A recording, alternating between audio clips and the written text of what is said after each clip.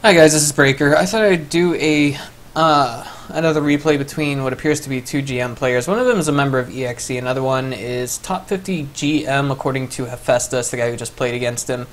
And according to Hef, this guy is... Oh no. Oopsie. Hit the back button by accident. Thank God that didn't happen at a later stage in the game when something action-packed was happening. Looks like we have MYI Wet Bread here. Of course, up here we have my favorite Dutch Zerg in all the world. It's none other than EXE's Hephaestus. Okay, it looks like both guys are giving out the good luck, have fun, GG. And don't seem to have anything too terribly sneaky happening. If you guys just want to talk about the map, or just if you don't mind me talking about the map for just a moment. Of course, the natural is very open here, but that's not, say, to the advantage of Zerg. But Protoss, however, it's not really an advantage either. They really have to build quite the SimCity to work in their favor.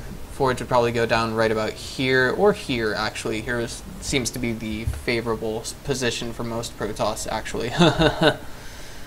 Yeah, can't think of any Protosses that would actually start off their wall this way on this map.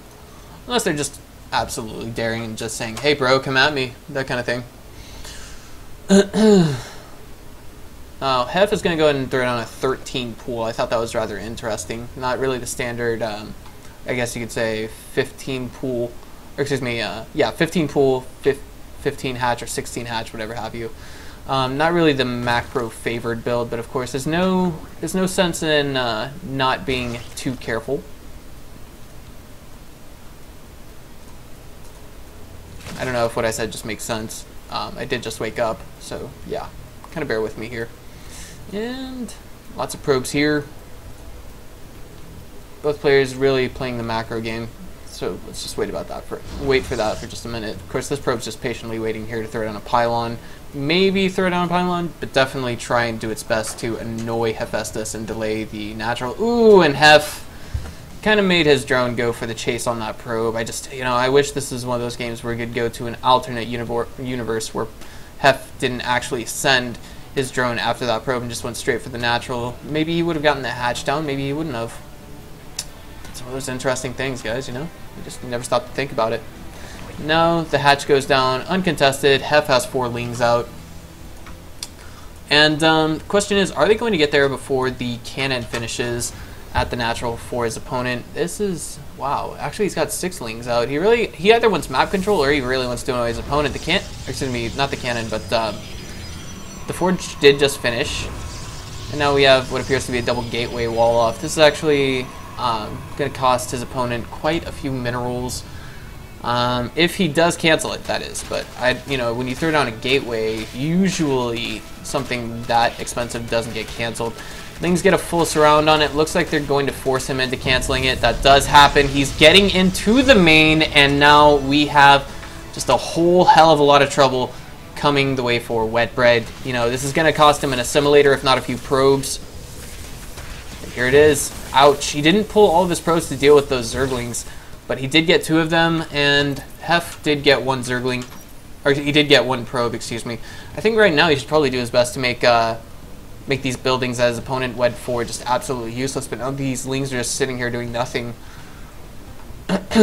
First Zealot is out, and with that it will be able to kill a couple of these lings. That's quite a bit of delayed mining time for our Protoss here, and of course he's oversaturated on the first gas over here. Second gas hasn't quite been taken just yet. Another probe does fall, another one as well, and now those lings were just thoroughly dispatched. But that also costed, wow, okay, 5 probes for 6 lings. That's actually quite cost effective because 6 lings only costs 150 minerals. 5 probes cost 250. Of course, that's also not accounting for the delayed mining time that we saw Wet Bread encounter. If we check the income right now, the income's actually in favor of Hephaestus, and he actually hasn't taken his 3rd yet.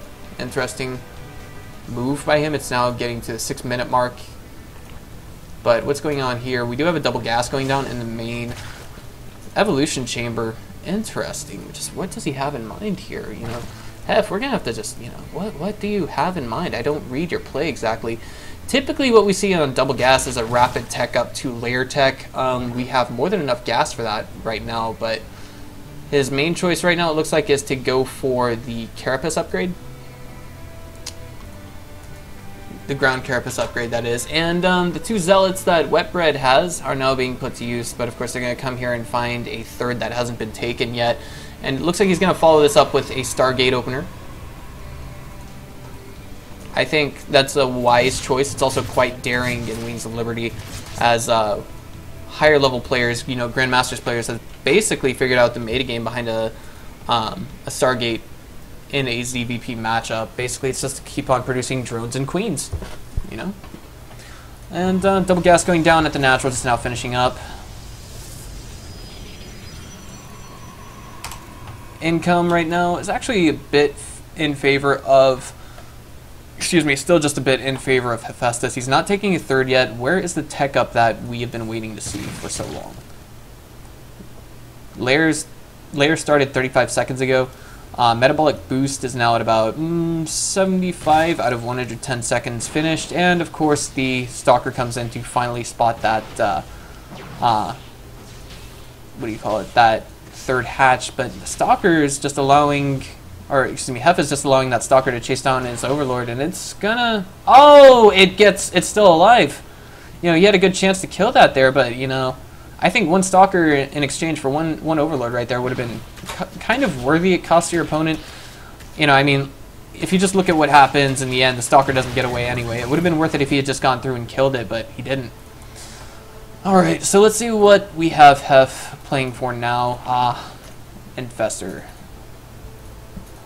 Yeah, this is typically what I see. You know, this is Destiny's basically Ling Infestor style. I did see this build on TeamLiquid.net. Typically what happens is you start with a Carapace upgrade, and then eventually you tech up into Infestors. But we're going to just wait and see what his opponent does to follow this up. Of course, the Stargate cranked out 3 Phoenixes. The Overlord, or the Overseer, does see the Phoenixes, but not the Stargate. I think maybe if Wetbread had just pulled those Phoenixes back just a teeny bit, he would have been okay. Then he could have just gone forward with his initial plan, which was maybe to use these Phoenixes to really do some economic damage, and of course supply block Hef. Now Hef is following this up with the Pathogenic Glands upgrade. This is actually the perfect timing for Wetbread to go in, because we're not going to have any Infestors out on the map that have the ability to do any real damage at present. He's going to get this Queen. Spore Crawler is finished. Ooh, another Queen. Oh no, this Queen, no, it's not dead yet. But the Phoenix does barely live to tell the tale of how he was holding up the Phoenix and letting the other Phoenix, or the Phoenix lives to tell the tale of how he was holding up the Queen while he let the other guys just basically take free punches on it. Now let's see what these Phoenixes are going to do here at the natural. There's no Spore Crawler in the middle of the mineral line here. That's actually just a teensy bit critical. Wetbread, you know, he's doing as much damage as he can, trying to make these Phoenixes as cost effective as possible. One of them is in red HP right now. That would be this one way to the right. Spore Crawler takes another swing at it, but then they pull out, and Hef has a 4th base while his opponent only has 2. So right now we see Wetbread in a bit of a tight spot. He's really got to do something about that. He's got to do one of 2 things. He's either got to take his 3rd ASAP, or he has got to do something about that 4th that his opponent has taken. There we go. The probe comes over here, deals with that. He's going to try and force a cancel on this, and by he I mean Hephaestus. Looks like he's not quite going to get it. Force fields go down. And if you could just get some trapping force fields here, that is beautiful. That's actually taking out a good deal of the Ling chunk that we saw Hephaestus with. More and more Lings are just coming by here, but, you know, I mean, just this many Lings to speak of. Ooh, wow, and the Infestors, wow, they just cut through over here and came in to get some kills on those Zealots. And it looks like we just might see a cancel here. I'm a tad bit skeptical of it, but now it's finally happened, you know. I think Wetbread's going to be forced to cancel this. Oh no, the Immortal came into the mix. That's actually not a good thing to do. This Immortal is going to go to waste, basically, against all of these Lings. Unless Wetbread does something clever, like uses his Phoenixes to lift it up. And it looks like Wetbread didn't get the cancel on that. The Immortal does fall, unfortunately. The Phoenixes do what they can to deal with the Infestors, and, you know, it's just not working in favor of Wetbread at all. He's actually significantly far behind Hephaestus at this stage. If we just look at income right now, you know, right now Hephaestus's income is 25% higher, give or take, than Wetbread's, and Wetbread's is going to lose all these Phoenixes, and this just isn't going to work out for him. You know, it's just not pretty. There's 3 Spore Crawlers here. Third one just now finishes, and we have 1 Phoenix left alive. It's basically negated. It can be used to scout whatever's coming his way, but Wetbread's following this up with some Colossi, as well as Zealot legs. Interestingly enough, he's not going for Blink Stalker play. I don't think he has the economy to support that. There's not enough gas to both create Stalkers and Colossi versus this kind of a composition. I think, you know, it could. No, that's doubtful. He doesn't have the gas income. I was going to say he's probably going to do something like a Zealot Archon composition, but on 2 base that would be extremely difficult to pull off.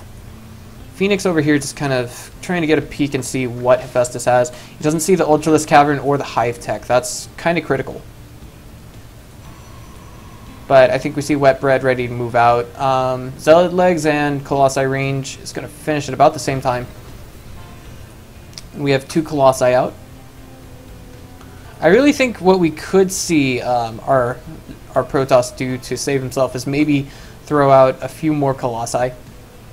Just maybe, but of course the third is under siege again from more Lings. These are 2 Carapace, 1 attack Lings versus 1/1 Zealots. The probes here are now exposed, but they're going to have to deal with the Zealots first to get any real economic damage done. And it looks like the trade that we see from Hephaestus is maybe going to pan out, maybe not going to pan out. This is actually going to cost him his 4th base.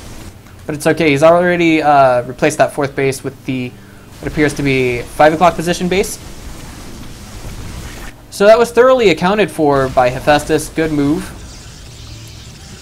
But the one thing that's really working against Wetbread in this scenario is he just doesn't have what it takes to fight this. You know, this is so many Ultralisks right here, and there it is, the GG from Wetbread. You know, he couldn't throw down the force fields.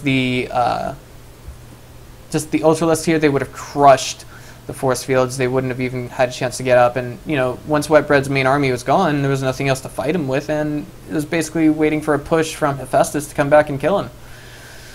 Alright guys, if you liked what you saw, go ahead and hit that follow button on my YouTube channel. Go and follow me on Twitch TV. That's twitch.tv /